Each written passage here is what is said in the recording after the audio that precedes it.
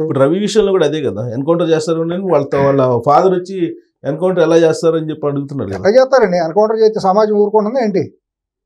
కనిపించిన వాళ్ళల్లో ఎన్కౌంటర్ చేసేస్తాడు ఈయన. ఆయనకి కొన్ని చట్టాలు ఉంటాయి. ఆయన ఏం తీసుకెళ్లి తుపాకి పెట్టి ఆయన ఏం కాల్చడం. సమాజం జరుగుతున్న ఎన్కౌంటర్లు ఎలాంటి మీకు తెలుసు కదా? అన్నీ తెలుసు. ఎన్కౌంటర్ అంటే ఎదురు బొదురు కాల్పులు జరిగితే ఎన్కౌంటర్. అవును, కానీ జరుగుతుంది అలా కాదని చెప్పి పౌర సంఘాలు కథనాలు అవుతారండి. శంషాబాద్ దగ్గర జరిగింది, దాని మీద ఎంక్వైరీలు జరిగినాయి, అన్నీ తెలుసు కదా. ఏం జరిగిందో తెలియదా? పోలీస్ డిపార్ట్మెంట్కి తెలియదా? అన్నీ తెలుసు. ఇప్పుడు ఏంటి సినిమా ఇండస్ట్రీ ప్రెజర్ చేస్తుందా ఎన్కౌంటర్ చేయమని అతన్ని? చేస్తే ఊరుకుంటారండి? ప్రజలు ఊరుకుంటారా? మరి ఒక వాయిస్ అయితే బయటకు వచ్చింది అంటారండి. రేవంత్ రెడ్డి గారు అటువంటి మనిషి కాదు. ఆంధ్రప్రదేశ్లో ఏమైనా చేస్తే చేసేవాళ్ళు ఏమో, కానీ వీళ్ళ మెప్పు పొందడం కోసం తెలంగాణలో అటువంటిది జరగదు. తెలంగాణలో ప్రజాప్రభుత్వం, అంతేగాని వీళ్ళు అత్యుత్సాహాన్ని ప్రదర్శించి ఇష్టానుసారం చేసి ప్రభుత్వం చెడ్డ పేరు తెచ్చుకోదు.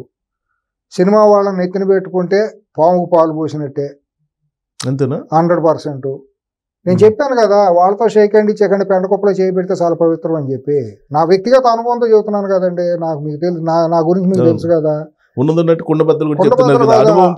ఆ ఇండస్ట్రీతో నాకున్న అనుభవం, నాకు ఉన్న బెటర్ ఎక్స్పీరియన్స్ అటువంటి. నాకేం ద్వేషం కాదు. నేను సినిమా హీరోగా ప్రయత్నం చేస్తే నాకు హీరోగా వేషాలు రాదు. ఇండస్ట్రీ దగ్గర నుంచి చూసారు కదా, పార్ట్ అండ్ పార్సల్ చూసా. లేకపోతే నాకు హీరోగా నేను సినిమాలు అడిగితే డేట్లు ఇవ్వని వాళ్ళు ఎవరు లేరు. నేను సినిమా తీసి ఫ్లాప్ అయిపోయిన ఏ ఇబ్బంది పడింది లేదు, కొనేసిన లాస్ అయింది లేదు. వాడి మీద నాకు ద్వేషం లేదు. సినిమా వాళ్ళ మీద నాకు ద్వేషం కూడా, జాలి తప్పించి ద్వేషం ఉండదు. వాళ్ళ మీద జాలి పడతాయి, వాళ్ళకి కూడా జాలి పడతా. పాపం పానీలే అని. ఇప్పుడు సిగ్నల్ దగ్గర బెగ్గర్లను చూస్తాం, రోడ్ సిగ్నల్స్ దగ్గర జాలి పడితే 10 రూపాయలు వేస్తాం, అయ్యో పాపం అని. అట్టాగే వాళ్ళ గురించి కూడా మనం అయ్యో పాపం బతుకు తెరుగు లేక ఏదో ఆశాలు వేసుకుంటున్నారు అంతే, అంతమించి ఏమీ లేదు. ఇప్పుడు ఐబొమ్మ రవికుమార్ ని సెంచర్ కూడా జైల్లో పెట్టారు. దీంతో పైరసీ ఆగిపోయినట్టేనా? ఏమీ ఆగదు. అది విశ్వవ్యాప్తం పైరసీ అనేది. ఎవరో కూడా టెక్నాలజీని అడ్డుకోలేరు. దానికి ఇప్పుడు ప్రతి సృష్టి చేసుకుంటుందండి. దేనికైనా నడిచినంతకాలం సినిమా వాళ్ళు అసాంఘికంగా నడిపేశారు. సినిమాల పేరుతో సమాజాన్ని నాశనం చేశారు. సమాజంలోనే దాని అంతటి ప్రకృతి మాతే ఒక రకమైన ప్రత్యామ్నాయం తయారు చేసింది దెబ్బ కొడతానికి. ఎన్నో చూసాం. మహామహులు నియంత్రణ నేల కొరిగారు.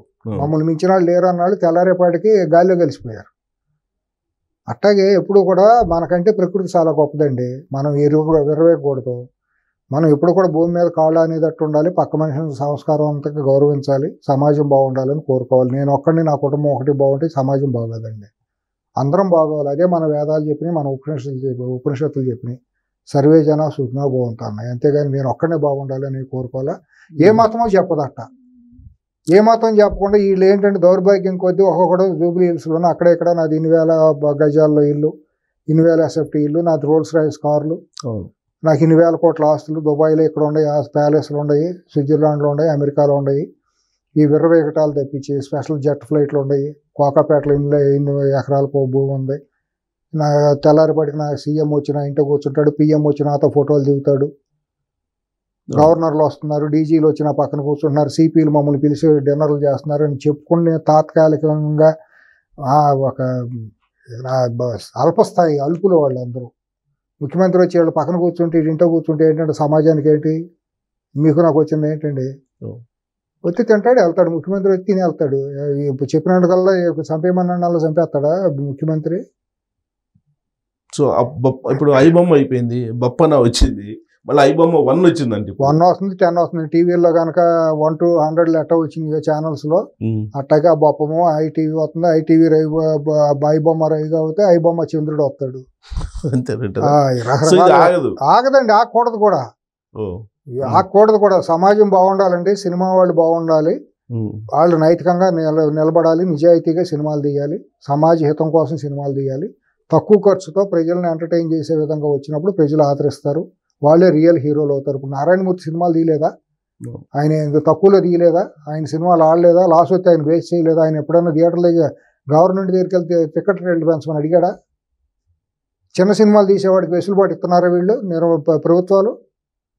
ఇప్పుడు మొన్న బలగం ఆ నలుగురు ఎన్నో ఉన్నాయి సినిమాలు నాకు చెప్పాలంటే కష్టం అంటే లేమని మంచి సినిమాలు చాలా వచ్చినాయి ఆడిని ఆదరించిన సినిమా. ఈ మధ్య కోర్టు సినిమా వచ్చింది, చాలా వచ్చినాయి, పేర్లు నాకు గుర్తులేదు ఎందుకంటే నేను చాలా దూరం అయ్యాను. సినిమా వచ్చింది కొత్తది, ఏదో వచ్చినాయి బడ్జెట్ తోటి, అదే లో బడ్జెట్. మరి అవన్నీ ఆదరించారు కదా, ఓటీటీలో వస్తుంది, థియేటర్ లో కూడా వెళ్ళి చూస్తారు కదా. పాపులర్ హీరోల కన్నా ఇయ్యే బాగా. ఇప్పుడు ఒకటి సుబ్బారావు గారు, ఎవరైనా సరే థియేటర్కి వెళ్ళి ఎంజాయ్ చేస్తారండి, ఎందుకంటే పెద్ద స్క్రీన్ మీద చూసినప్పుడు వచ్చే ఎంజాయ్మెంట్ వేరు. అది అందుబాటులో ప్రజలకు అందుబాటులో ఉన్నప్పుడు దీనికి ఎందుకు వెళ్తారంటే, పైరసీకి ఎందుకు వెళ్తారు, ఓటీటీలో టీవీలు ఎందుకు మాస్టర్ ప్రింట్లు వచ్చినప్పుడు మీకు హోమ్ థియేటర్లు వేసుకుని చూస్తున్నారు కదా, ఇప్పుడు చూస్తారు, అవి కూడా చూస్తారు ఇళ్ళల్లో. ఇప్పుడు అది సంపన్న వర్గాల్లో అన్నిలో లేకపోయినా 1% కూడా లేదండి. ఎవరో 1000 మంది సంపన్నులు ఉంటే 1% కూడా వాళ్ళలో హోమ్ థియేటర్లు లేవండి. అవి కాదు, ఇప్పుడు జనబహుళ్ళు 99% గ్రామాల్లోనూ పట్టణాల్లోనూ ఉంటారండి.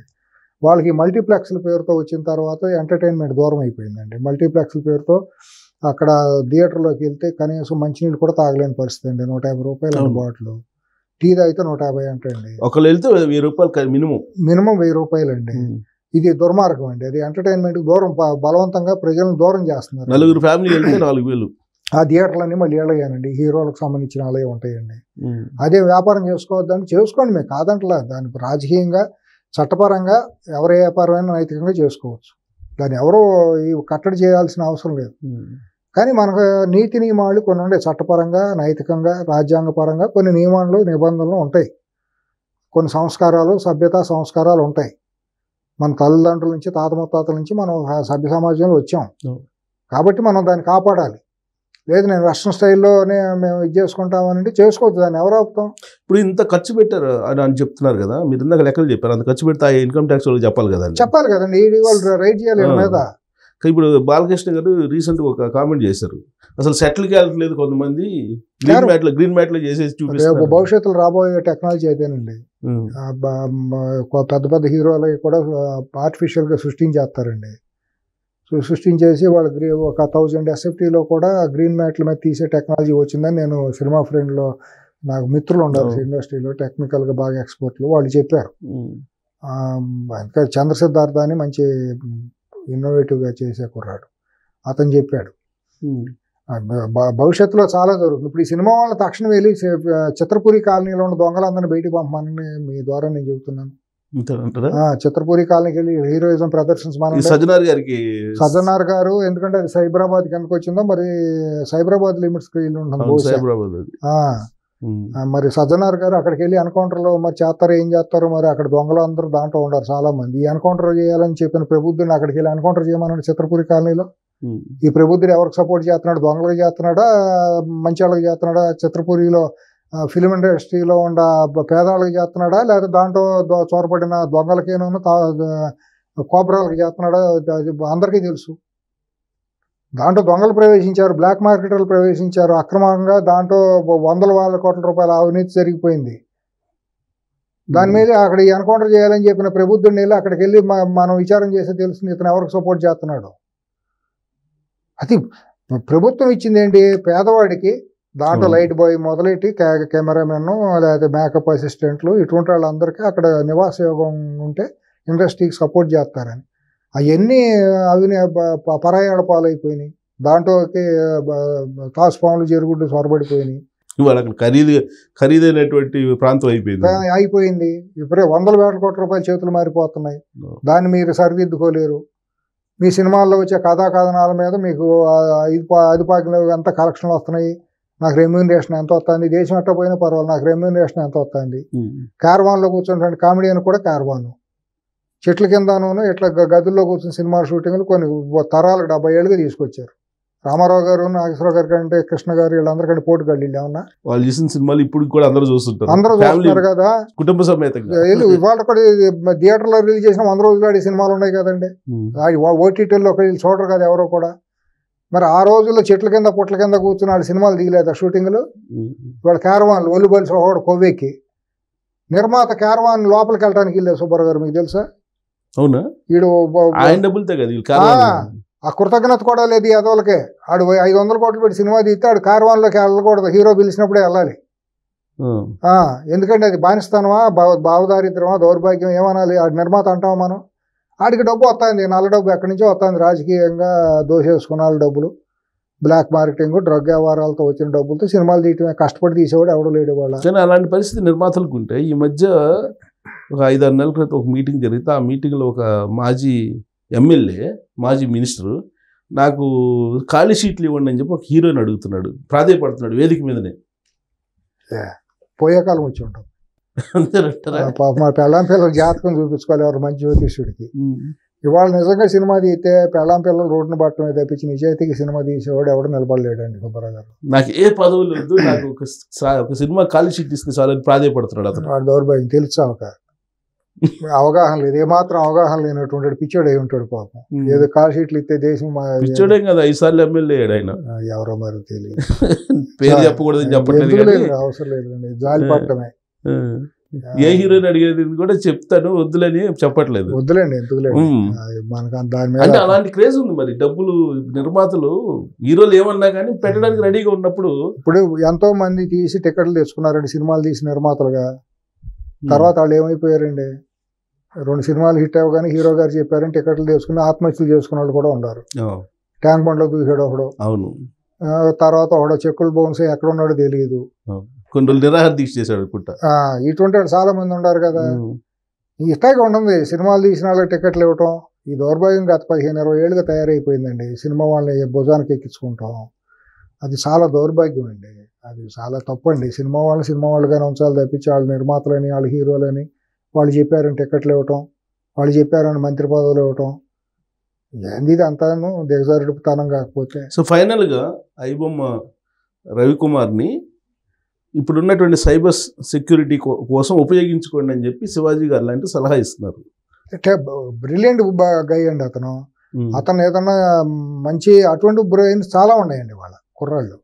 అటువంటి వాళ్ళని మనం ప్రొడక్టివ్ లైన్లోకి తీసుకొచ్చి సమాజానికి టెక్నాలజీకి ఉపయోగపడే విధంగా తీసుకుంటాం, తప్పేమీ లేదు.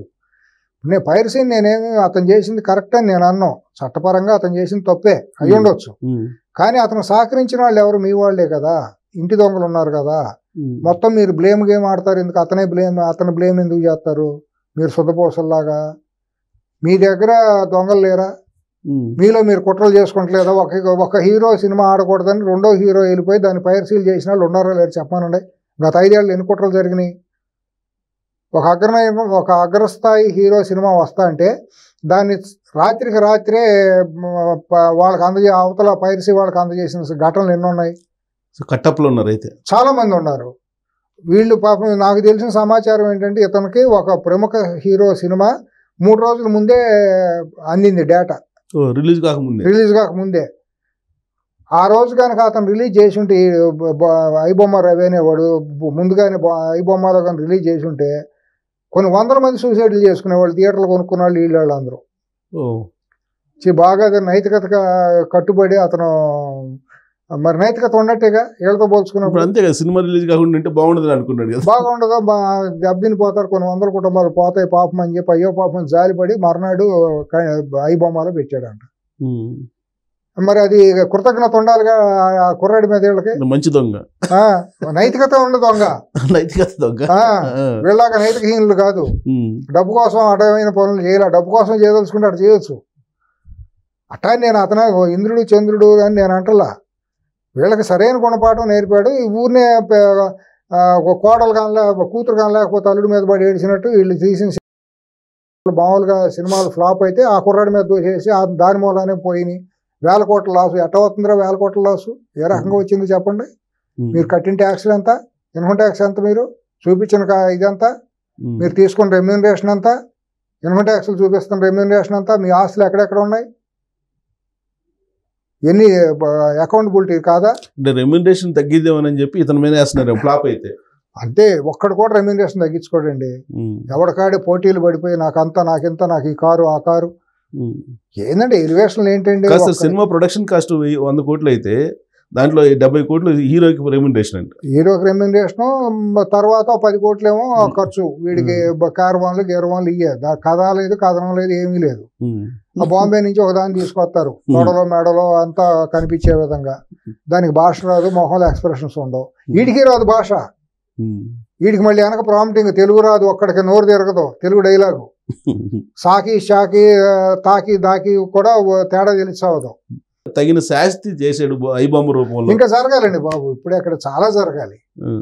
సినిమా ఇండస్ట్రీ మొత్తం నేల బారుకు వచ్చేసి మంచి సినిమాలు, క్రియేటివ్ మైండ్, చక్కటి ఆరోగ్యవంతమైన బలగం లాంటి సినిమాలు, ఆ నలుగురు లాంటి సినిమాలు ఉన్నాయి. కొన్ని వచ్చినాయి ఈ మధ్య. నాకు పేర్లు పాత ఎప్పుడో నేను పాతారంలోకి వెళ్ళిపోతున్నా కానీ చూడక ఈ మధ్య కొన్ని వచ్చినాయి. ఎంతో మంది స్పార్క్ ఉన్న కుర్రాళ్ళు ఉన్నారు, వాళ్ళకి వచ్చి చక్కటి వచ్చి ప్రజలందరికీ గ్రామ గ్రామానికి చేరువవ్వాలి. వైలెన్స్ ఉండకూడదు, చక్కటి కుటుంబ నేపథ్యం, లేకపోతే ఏదైనా సామాజిక ఓరియంటెడ్గా ఉండే మెసేజ్లు, యూత్ని మోటివేట్ చేసే విధంగా, మంచి వైపుకు మోటివేట్ చేసే విధంగా. ఇప్పుడు ప్రభుత్వాలు ఉద్యోగాలు ఇవ్వాలంటే అందరికి ఇవ్వలేవండి. ఎంతోమంది స్వయం ఉపాధితో చేసుకునే ఇది ఉంటుంది. కొంతమంది నిరాశ నిస్పృహలు డిప్రెషన్కి లోనే యువత ఉంటారండి. అటువంటి వాళ్ళకి సినిమాలు చూస్తే కదా మంచి ఓరియంటేషన్ కలిగి మోటివేషన్ కలిగేటట్టు సినిమాలు తీయాలండి. ఎంతోమంది మహిళలు పాపం దగా పడిపోయిన వాళ్ళు ఉంటున్నారండి. అవన్నీ వెలుగులోకి తీసుకొచ్చే విధంగా వాళ్ళకి ఒక స్ఫూర్తిదాయకంగా మంచి భవిష్యత్తు వచ్చేటట్టు చేయాలి. అలాగే ఎక్కడ బాంబు బ్లాస్ట్ అయితే అక్కడికి వెళ్తారు. అక్కడికి వెళ్ళటం, ఒక ఉగ్రవాది ఎలా సక్సెస్ అయ్యాడు అనేది ఒక స్టోరీ. ఈ ఛానల్స్ కూడా అట్టగా పోరంబోకలుగా తయారైపోయినండి. వాళ్ళు ఆడియో ఫంక్షన్స్ లైవ్లు పెట్టడం, ప్యాకేజీలు తీసుకుని. ఇక ఒకటే మిగిలిన సుబ్బారావు గారు, మీకు జర్నలిస్ట్గా మీకంటే బాధ ఉంటుంది కానీ అక్రిడిటెడ్ జర్నలిస్ట్గా ఇక టీవీ ఛానల్స్ వాళ్ళు వార్తా ఛానల్స్ పేరుతో నడుస్తున్నాయి. పెట్టడం లైవ్లు ఏంటంటే శోభనాలు ఒకటే పెడతా. ఫస్ట్ నైట్ అవి ఇవ్వలేదు, అవి కూడా రేపమ్మా ఇచ్చినా ఇస్తారు ఎందుకంటే వాళ్ళ పెళ్లిళ్ళు, హీరోల పెళ్లిళ్ళు ఏంటి బొంగులేదు. హీరో గడి పెళ్లి అయితే మనం చూసేది ఏంటంటే చుట్టాలు చూసుకుంటారు, వాళ్ళు అటు ఇటు వాళ్ళు వెళ్తారు. అడింటే ఎవరు దిగారు, బర్త్డేకి ఏం జరిగింది, చనిపోయినా బర్త్డే అయినా పెళ్ళైనా ప్రతి వాళ్ళింటో పెళ్లికి, అంబానీ ఇంటో పెళ్లి దేశం పెళ్ళే, అంబానీ గడి ఇంటో పెళ్లి మనకేంటండి. అదే రోజంతా చూడటం. ఇళ్లలో జనం కూడా దరిద్రంగా తయారైపోయారండి, సైకోలుగా. ఆడెవడో ఇంటో మన ఇంటో పాసి మనం ఊడ్చుకుని మన ఇల్లు మనం సర్దిద్దుకుంటే అయిపోయా, 3 పెళ్ళాలు సగ్గా ఉంటే అయిపోయా. ఆడెవడింటో పెళ్లికి మనం చూడటం ఏంటంటే, ఏ నగలు వేసుకొచ్చారు, ఏ కారులో దిగారు, ఎవరెవరు ఉండారు. ఇదేనా ఎంటర్టైన్మెంట్, ఇదేనా కుటుంబ వ్యవస్థ? సినిమా రేటింగ్ వస్తుంది కాబట్టి చూపిస్తుంది అంతే.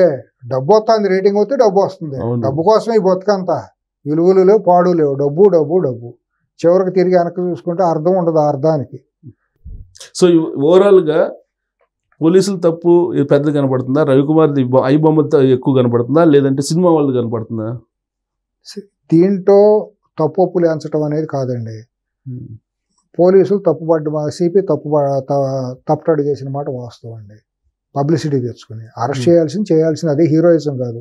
సవాల్ ఇసిరాడు కాబట్టి నేను పట్టుకున్నాను అని అనటం పద్ధతి కాదు. అతను ఐపీఎస్ అనే 3 అక్షరాలకు తగదు, అందులో సీనియర్ ఐపీఎస్. సవాల్ కూడా చేశాడు కదా, మమ్మల్ని అరెస్ట్ చేయమని.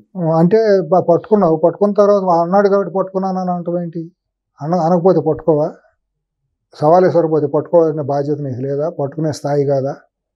సినిమా వాళ్ళని పక్కన కూర్చోబెట్టుకుని ఆ పబ్లిసిటీ తెచ్చుకుని ఆయన అపవాస పాలు చేసుకున్నాడు.